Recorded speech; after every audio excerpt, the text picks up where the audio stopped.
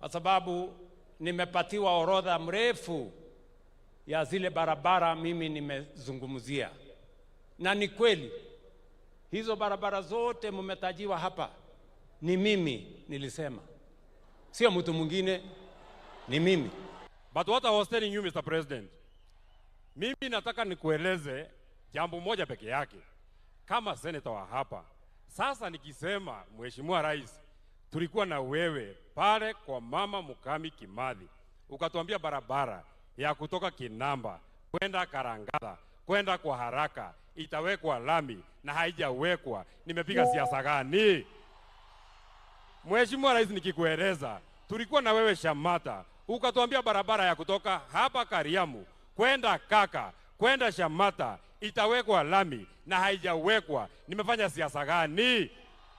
Nikisema Mheshimiwa Rais, ulikuwa hapa ukasema hii stadium ya Olkalau ndani ya mwezi 10 itakuwa imemalizika na haijamalizika. Nimefanya siasa gani?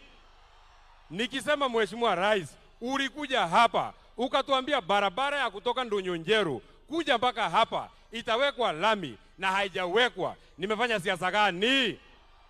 Nikisema Mheshimiwa Rais, ulikuja hapa tarehe mwezi wa 10 2022 ukatueleza kuwa barabara ya kutoka huko Murungaru kwenda mpaka Turasha kwenda mpaka huko Gilgil itawekwa lami na haijawekwa. Nimefanya siasa gani?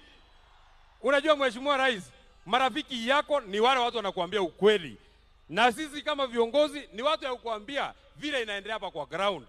Kazi yetu sio kuja hapa tu ati kukupigia makofi. Kazi yako ni kukuja tu ati kukupigia makofi. Ni mzuri tunakukumbusha mahali haijafanywa.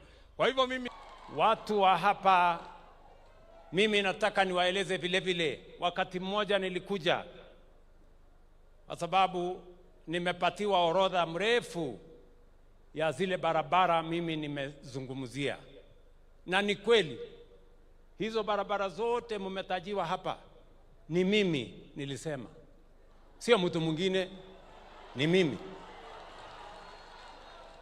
Na mimi niko na akili ya kujua vile nitafanya hiyo barabara mpaka ikifika mwaka ujao. Mimi nitakuja kufanya mtihani, na hiyo mtihani mimi nitapita. Sikila, mimi nataka niwaulize, sikila kiongozi alisema ile atafanya? Ama sikila kiongozi alisema ile atafanya? Si MCA alisema yake?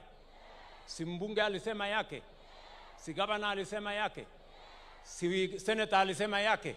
Si mimi nilisema yangu? Sasa kila mtu, wewe panga kazi yako ile uliahidi wananchi. Yes.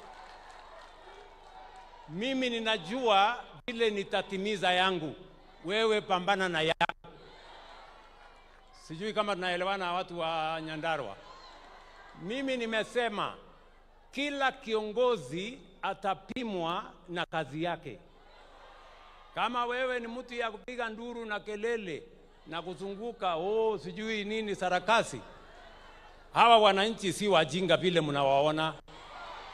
Wanajua ya kwamba huyu anafanya kazi, huyu ni wa matusi, huyu ni wa makelele, huyu hana mbele wala nyuma. Na hawa wananchi watatupanga. Ama namna gani, ndugu zangu watu wa Nyandarua? Watu wa Nyandarua, kuna mambo manne ya muhimu muliniuliza wakati mmenipatia nafasi ya kuwa rais wa taifa.